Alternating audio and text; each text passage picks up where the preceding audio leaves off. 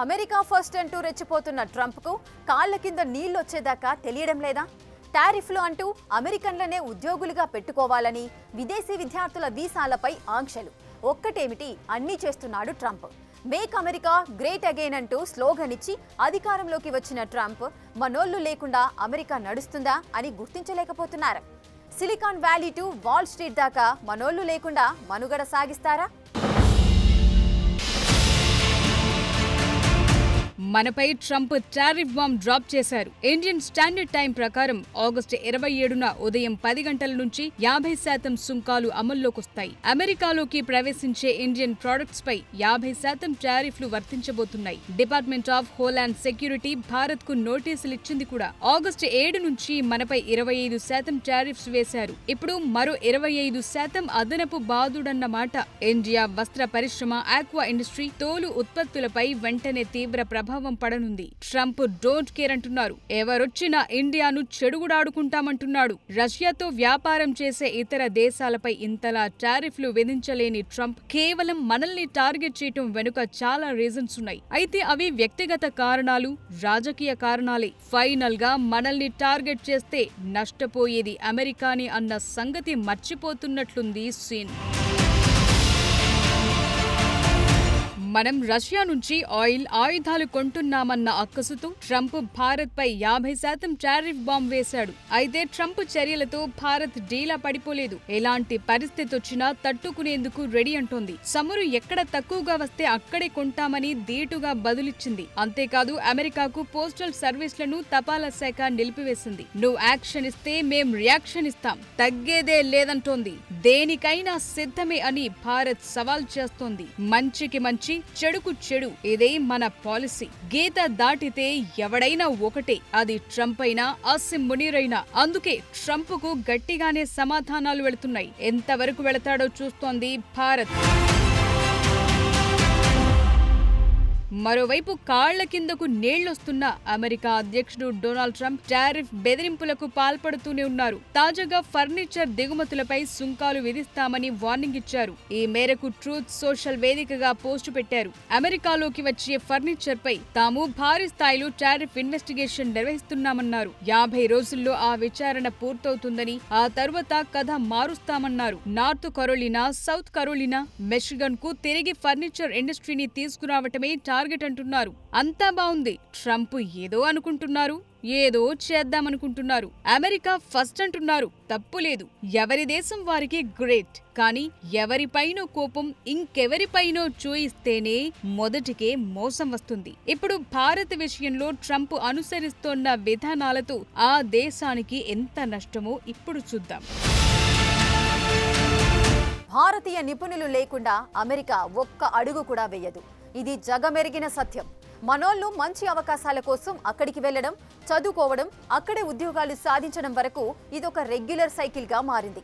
చెప్పాలంటే అమెరికా ప్రతి రంగంలో మనోళ్లు బలంగా నాటుకుపోయారు, శాసించే స్థితిలో ఉన్నారు.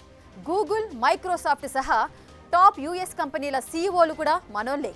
అమెరికా వద్దంటే మనోళ్లను కళ్ళకద్దుకొని రారమ్మనే దేశాలు చాలానే ఉన్నాయి. మరి ఏంటి ట్రంప్ ధైర్యం? మన నిపుణుల్ని రానివ్వకపోతే అమెరికా తగిన మూల్యం చెల్లించుకోవడం ఖాయమేనా? అమెరికాను ట్రంప్ గ్రేట్ చేస్తున్నాడా, లేదంటే దివాలా తీయించే పనులు చేస్తున్నాడా? సిలికాన్ వ్యాలీలో Microsoft సీఈఓగా Satya Nadella, Google సీఈఓగా Sundar Pichai, Adobe సీఈఓగా Shantanu Narayan, ఇలా ఇండియన్ సీఈఓలు ప్రముఖ సంస్థలను నడిపిస్తున్నారు. ఫార్చ్యూన్ టాప్ 500 కంపెనీల్లో 10% కంటే ఎక్కువ మంది సీఈఓలు భారత సంతతికి చెందినవారే. వీరంతా కలిసి $6.5 ట్రిలియన్ మార్కెట్ క్యాపిటలైజేషన్ ను నిర్వహిస్తున్నారంటే మాటలు కాదు. ఇదంతా ఎలా సాధ్యపడుతోందంటే భారతీయ సీఈఓలు తమ capability, stability, risk taking, risk assessment, decision making కెపాసిటీలతో అమెరికన్ కంపెనీలను ప్రపంచ స్థాయిలో నడిపిస్తున్నారు. వీరి హెల్ప్ లేకుండా అమెరికా గ్లోబల్ టెక్, ఫినాన్స్ రంగంలో తన ఆధిపత్యాన్ని కోల్పోయే ప్రమాదముంది. ఇదే ట్రంప్ కు అర్థం కావట్లేదా? భారతీయ నిపుణులు అమెరికా ఆర్థిక వ్యవస్థలు, ముఖ్యంగా సిలికాన్ వ్యాలీ, వాల్ స్ట్రీట్, అలాగే యుఎస్ హెల్త్ కేర్ ఇండస్ట్రీలో కీలక పాత్ర పోషిస్తున్నారు. వీరి సహకారం లేకుండా అమెరికా ఆర్థిక, సాంకేతిక, ఆరోగ్య రంగాలు తీవ్రమైన సవాళ్లను ఎదుర్కొనే ముప్పు ముంగిట్లోనే ఉంది. భారతీయ నిపుణులు ముఖ్యంగా H-1B వీసాలతో కీలక రంగాల్లో ఉన్నారు. 2024లో H-1B వీసాల్లో దాదాపు 70 నుంచి 78% ఇండియన్లకే మంజూరయ్యాయి. ఈ వీసాలు software development, artificial intelligence, data science, cyber security వంటి రంగాల్లో స్కిల్స్ ఉన్న వారికొచ్చాయి. ఇవే కాదు, భారతీయ టెక్ కంపెనీలు అమెరికా ఆర్థిక వ్యవస్థలో $198 బిలియన్ జోడించి 16 లక్షల ఉద్యోగ కల్పనలో కీలకమయ్యాయి. ఇది అమెరికాలోని 20 రాష్ట్రాల ఆర్థిక వ్యవస్థల కంటే పెద్దది. ఇండియన్ ఎక్స్పర్ట్స్ వాల్ స్ట్రీట్లో క్వాంటిటేటివ్ అనలిస్టులుగా, డేటా సైంటిస్టులుగా, ఫినాన్షియల్ ఇంజనీర్లుగా కీలక పాత్రలు పోషిస్తున్నారు. వీరికి రిమోట్ రిస్క్ మోడలింగ్, ట్రేడింగ్ ఆల్గారిథంలు, డేటా అనలిటిక్స్ లో స్కిల్స్ ఉన్నాయి. ఒకప్పుడు మాస్టర్ కార్డ్ సీఈఓగా ఉన్న అజయ్ బంగా ప్రస్తుతం వరల్డ్ బ్యాంక్ ప్రెసిడెంట్ అయ్యారు. ఇలాంటి వాళ్లంతా ఆర్థిక రంగంలో తమ సత్తా ఏంటో నిరూపించుకున్నారు. చెప్పాలంటే అమెరికన్ ఆర్థిక సంస్థల్లో data analytics, risk management, fintech innovations లో మనోళ్లే ముందంజలో ఉన్నారు. వారు ఆల్గోరిథం ట్రేడింగ్, క్వాంటిటేటివ్ ఫినాన్స్ లో స్కిల్స్ తో ఫినాన్షియల్ గా కీలక నిర్ణయాలు తీసుకుంటూ గ్లోబల్ మార్కెట్ లో అమెరికా ఆధిపత్యం తగ్గకుండా నిలబెట్టడంలో భారతీయులే కీలకంగా ఉన్నారు. ఈ విషయం కూడా ట్రంప్ కు తెలుసు. అయినా సరే తగ్గితే ఆధిపత్యం పడిపోతుందన్న భయమా మరొకటా తెలియదు, కానీ పైకి మాత్రం తగ్గేదేలే అంటున్నారు. అటు భారతీయ నిపుణులు సిలికాన్ వ్యాలీలో ఇంజనీర్లు, ఎగ్జిక్యూటివ్లు, వెంచర్ క్యాపిటలిస్టులు, రీసెర్చ్లుగా గూగుల్, యాపిల్, మెటా, ఎన్విడియా వంటి సంస్థల్లో కీ రోల్స్ లో ఉన్నారు. సిలికాన్ వ్యాలీలోని టెక్ ఉద్యోగుల్లో దాదాపు 3/1 మంది భారతీయ సంతతి వారే. అమెరికాలో 20% యూనికార్న్ కంపెనీలను మన దేశం నుంచి వెళ్లినోళ్లే నడిపిస్తున్నారు. ఇక అమెరికా హెల్త్ సెక్టార్ గురించి చూద్దాం. ఇక్కడ కూడా మనోళ్లు ఎక్కడా తక్కువ లేరు. అమెరికాలోని డాక్టర్లలో 5/5 అంటే 20% ఇండియన్ డాక్టర్లే ఉన్నారు. రిజిస్టర్డ్ నర్సుల్లో 2వ అతిపెద్ద గ్రూప్ ఎన్ఆర్ఐ నర్సులదే. అమెరికాలోని రూరల్ ఏరియాస్ లో, అలాగే వైద్య సేవలు అందని చోట్ల కూడా మనోళ్లు కీలకంగా పనిచేస్తున్నారు. మనోళ్ల పాత్రే కీలకం. అమెరికన్ నర్సులు, అమెరికన్ డాక్టర్లు చాలా వరకు పెద్ద సిటీలకే పరిమితమవుతున్నారు. భారత సంతతి డాక్టర్ ఒకరు నార్త్ కరోలినాలో 15 ఏళ్ల పాటు ఏకైక ఆర్థోపెడిక్ సర్జన్ గా పనిచేశారని కొందరు గుర్తు చేస్తున్నారు. అంటే అమెరికన్లు మన డాక్టర్లపై ఎంతగా ఆధారపడ్డారో అర్థం చేసుకోవచ్చు. భారతీయ వైద్య నిపుణులు హాస్పిటల్ అడ్మినిస్ట్రేషన్, రీసెర్చ్, బయోటెక్నాలజీలో కూడా కీ రోల్స్ పోషిస్తున్నారు.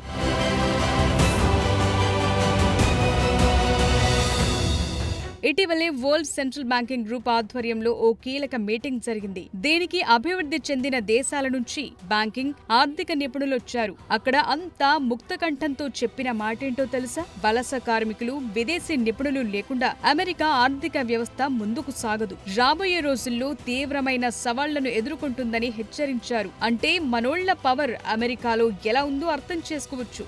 మరో ఎగ్జాంపుల్ చూద్దాం. Congressional budget office CBO 2025 report ప్రకారం అమెరికాకు తగినంత వలసలు రాకపోతే జనాభా 2033 నాటికి తగ్గుముఖం పడుతుందని, ఇది వర్క్ ఫోర్స్ ను డౌన్ చేస్తుందని, సోషల్ సెక్యూరిటీ ఇష్యూస్ పై ఎఫెక్ట్ చూపిస్తుందని తెలిపింది. అంతేకాదు రాబోయే 30 ఏళ్లలో అమెరికా ఆర్థిక వృద్ధి రేటు 2.5% నుంచి 1.6% తగ్గుతుందని అంచనా వేసింది కూడా.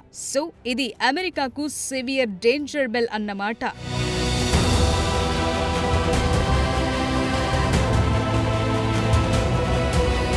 సిలికాన్ వ్యాలీలో సాఫ్ట్వేర్ డెవలప్మెంట్, ఏఐ, ఆరోగ్య రంగంలో నైపుణ్యం ఉండేవారి సంఖ్య తగ్గితే ఆటోమేటిక్ గా మళ్లీ మైగ్రెంట్స్ పైనే ఆధారపడాల్సిన పరిస్థితి అమెరికాది. అమెరికన్లతో ఈ కొరత అధిగమించడం highly impossible. Indian experts tech, finance and health సెక్టార్లలో ఇన్నోవేషన్స్, అలాగే ప్రొడక్టివిటీని పెంచుతున్నారు. వీరు లేకపోతే ఇవే అమెరికన్ కంపెనీలు తమ కార్యకలాపాలను కెనడా, యూరోప్ వంటి ఇతర దేశాలకు మార్చుకునే ఛాన్స్ ఉంది. సో సొంత దేశపు కంపెనీలే తరలిపోతే అది ఫైనల్ గా అమెరికా ఆర్థిక వ్యవస్థకే హాని చేయటం ఖాయం. ఇండియా కూడా స్వయంగా టెక్ హబ్ గా ఎదుగుతోంది. దీంతో అమెరికా లాంటి దేశాల నుంచి తిరిగి వచ్చే మన దేశపు నిపుణులతో భారత ఆర్థిక వ్యవస్థ మరింత బలోపేతమవుతుంది.